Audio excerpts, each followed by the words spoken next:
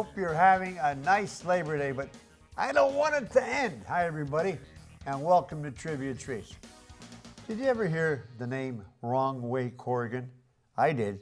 My dad, every now and then, called me Wrong Way Corrigan when I was growing up if I screwed up. Anyway, on this very day, in 1938, a publicity stunt interrupted the Cubs' 2-1 11-inning victory over the Reds at Crosley Field in Cincinnati. Pilot Douglas Corrigan had become an overnight celebrity. On July 17th, after federal aviation authorities refused to allow him to fly his rickety plane from New York to Ireland. So then Corrigan, not to be denied, filed a flight plan to Los Angeles, but flew to Ireland anyway, claiming he lost his way due to a faulty compass. Dubbed Wrong Way Corrigan, he received heroes' welcomes in the United States and was honored with ticker tape parades, receptions, banquets, and even a movie contract.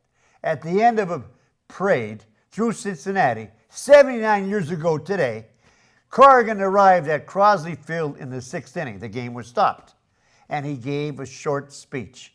He then stepped into the batter's box to face Chicago pitcher Charlie Root, the pitcher who gave up Babe Ruth's 60th home run in 1927. On Root's second pitch, Corrigan tapped the ball back to the mound.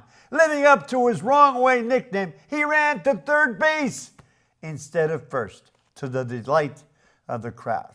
Mother of God, what a corny trivia. Moving to real baseball. That was true, though.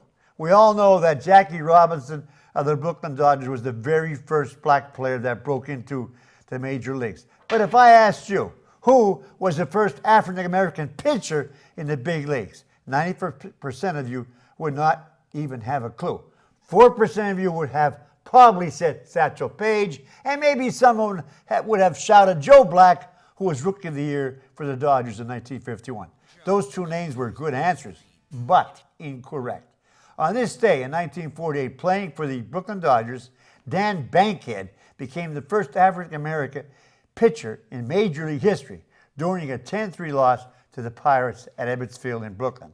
In his first at-bat, Bankhead launched a home run, but was less successful on the mound.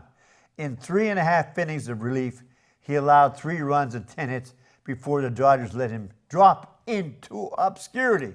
Finally, on this day in 1986, 31 years ago, the Yankees edged the Mariners 13-12 in a thriller at the Kingdome in Seattle. Enjoy the rest of the day and the week, and I'll see you Friday. Till then, be a good sport and stay loose.